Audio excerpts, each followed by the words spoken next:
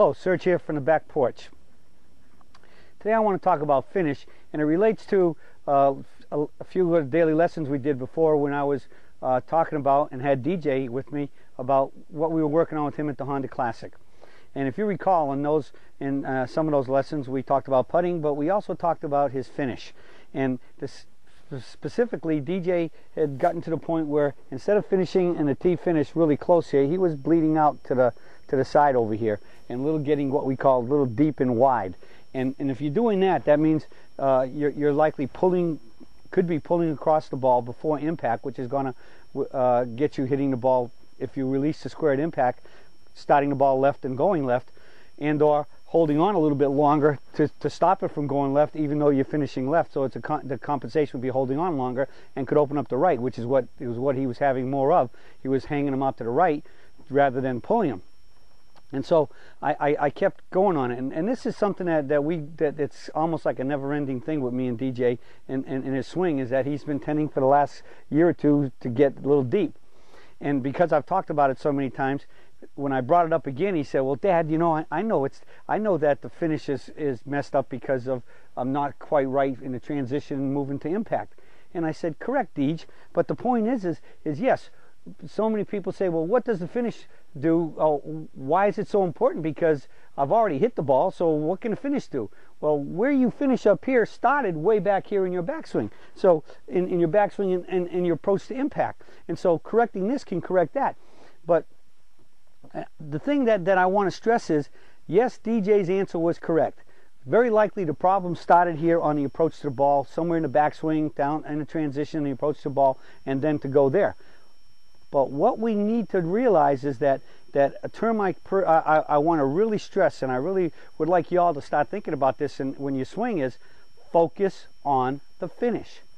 And the reason is that if you focus on this finish, that you want to get up and finish right here, really close to your ear. Just go look at the Champions Tour. I mean, so many of the pros, almost all of them that grew up there, my age or within 10 years of my age, you know, we grew up with the very vertical swings. Now, naturally, in our age, we were taught to take the bigger turn, but we still wanted high hands on this side, high hands on this side, and they finished up here.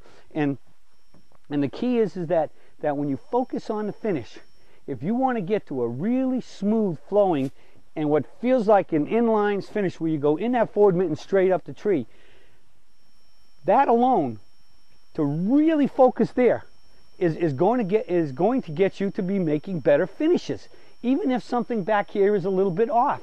That's why I've always said my whole goal when I take a practice swing is I take a practice swing and I get here. I want to feel my finish.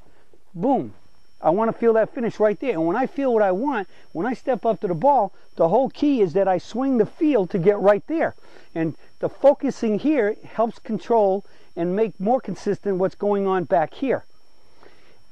I might even go so far as to say that when you focus so much on the finish, it can actually start to help correct what's going on back in your takeaway and up in the mid up the tree and then back down to impact in the transition, and therefore better set you up to go up to your finish.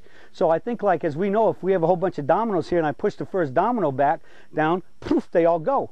Well, in this case, we're going to say the last domino is over here finishing not well, but if you really start focusing on that finish, it can help start standing up all these other dominoes right from the very start of the golf swing.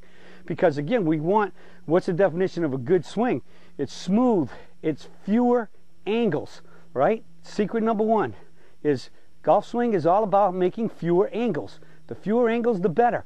And so when you want that smoothness, and smoothness is lack of angles. It's the difference between waltzing and rock and rolling. All right, so the feeling and the sense of everything of the fewer angles for more perfect smooth flow, boom, in the mid and up the tree in the forward swing to the finish, focusing on your finish can help start straightening up problems that preceded it in the takeaway to the top and into impact.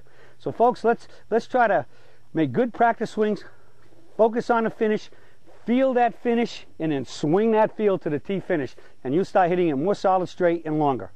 Well, that's it for the search for today, and I'll be talking to you all again soon.